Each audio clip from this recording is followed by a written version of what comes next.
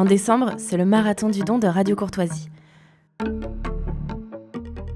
Alors, la mission première de Radio Courtoisie, déjà, c'est la défense des valeurs traditionnelles, de la vérité et de la liberté d'expression la plus absolue dans le respect de la loi. Et nous avons pour principe, comme devise, de réinformer. Alors, la réinformation, c'est un mot qui est passé dans le langage commun aujourd'hui, mais il a été forgé à Radio Courtoisie. La réinformation, qu'est-ce que c'est ? Ça n'est pas de la désinformation à l'envers, c'est le contraire de la désinformation. C'est-à-dire qu'on donne des faits vrais, et ensuite, on donne une interprétation qui, elle, est libre, mais encore une fois, l'exigence, c'est la vérité. Alors, si vous aussi, vous appréciez qu'on essaye de vous proposer autre chose que le robinet d'eau tiède des médias habituels... Oula, c'est tiède. Si vous appréciez qu'on essaye d'approcher avec vous de la vérité, eh bien, participez à notre marathon du don. Donnez-nous les moyens de défendre vos idées. Rendez-vous sur soutenir.rc.fr. 7h, 10h sur Radio Courtoisie, suivez la ligne droite. Bonjour Philippe Vardon. Bonjour Liselotte, est-ce que vous connaissez le site f2souche.com ? Évidemment. Je m'en doutais un peu. En fait, ma question était mal posée. J'aurais plutôt dû dire, êtes-vous déjà allé sur F2Souche aujourd'hui ? En effet, pour les journalistes de droite, tout comme pour les responsables politiques, militants, élus, F2Souche est devenu depuis des années un soutien indispensable. Comme Marion Maréchal le confie dans un mot de soutien sur le site, elle va souvent chercher des infos avant une émission ou un débat. C'est un site qui compile désormais des informations, des ressources qui sont indispensables, je répète le terme, pour notre combat. Et je veux rendre à votre antenne ce matin un hommage appuyé à son fondateur, Pierre Sautarel, et à toute l'équipe qui s'active autour de lui.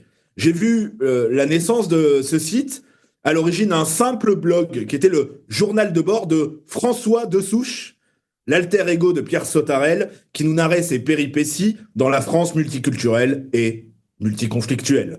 J'ai vu le site évoluer vers une revue de presse consacrée aux questions d'identité, d'immigration, aux méfaits de l'idéologie diversitaire, selon le terme de Mathieu Bock-Côté. Les faits divers liés à ces thématiques étaient tellement nombreux qu'il devenait urgent de les centraliser. Des événements graves, gravissimes, étaient souvent traités dans la presse locale ou régionale en quelques lignes seulement dans les dernières pages du journal.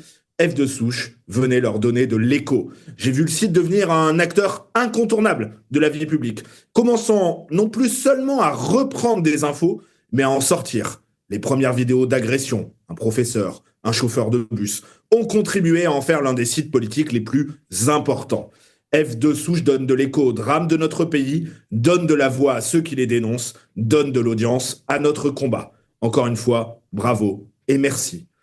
Je dois vous avouer, amis auditeurs, avoir été assez surpris par l'incrédulité de nombreux internautes lorsque voici quelques jours, l'équipe du site a lancé une alarme sur leurs difficultés financières. En gros, pour résumer, il fallait que F2Souche récolte 50 000 € pour assurer la pérennité et la sécurité technique du site et de ses extensions sur les réseaux sociaux. Et ici et là, des internautes se demandaient si le message n'était pas trop alarmiste, voire même si c'était vrai. D'autres encore donnaient des conseils en gestion à ceux qui ont fait vivre et survivre F2Souche depuis près de 20 ans. Je vous avoue que ces réflexions m'ont fait réaliser à quel point certains de nos amis, pas forcément malveillants, ne réalisent pas les difficultés que peuvent rencontrer ceux qui veulent faire vivre un tel projet. Les comptes en banque fermés, les tracasseries administratives, les persécutions judiciaires, les cagnottes fermées elles aussi sans qu'on puisse récupérer l'argent, les hébergeurs, les serveurs qui vous congédient sans vous prévenir, tout ça est une réalité. Concernant F2Souche, on peut aussi accessoirement ajouter un projet d'attentat djihadiste qui a visé Pierre Sautarel. Alors oui, il faut soutenir F2Souche et d'ailleurs, si vous ne l'avez pas fait dans le cadre de cet appel exceptionnel, vous pouvez toujours aller sur le site et aller cliquer sur le bouton en haut à droite. Je vous parle ici de F2Souche, mais alors que la fin d'année est proche et que vous êtes sans doute sollicité par de nombreux projets ou associations pour les soutenir, je ne peux que vous encourager à faire un don. Oui, soutenez nos médias, à commencer par Radio Courtoisie, bien sûr. Soutenez nos associations, soutenez l'ASLA, SOS Chrétien d'Orient et tant d'autres. Soutenez nos écoles, les écoles hors contrat près de chez vous, Excellence Ruralité, l'ICEP.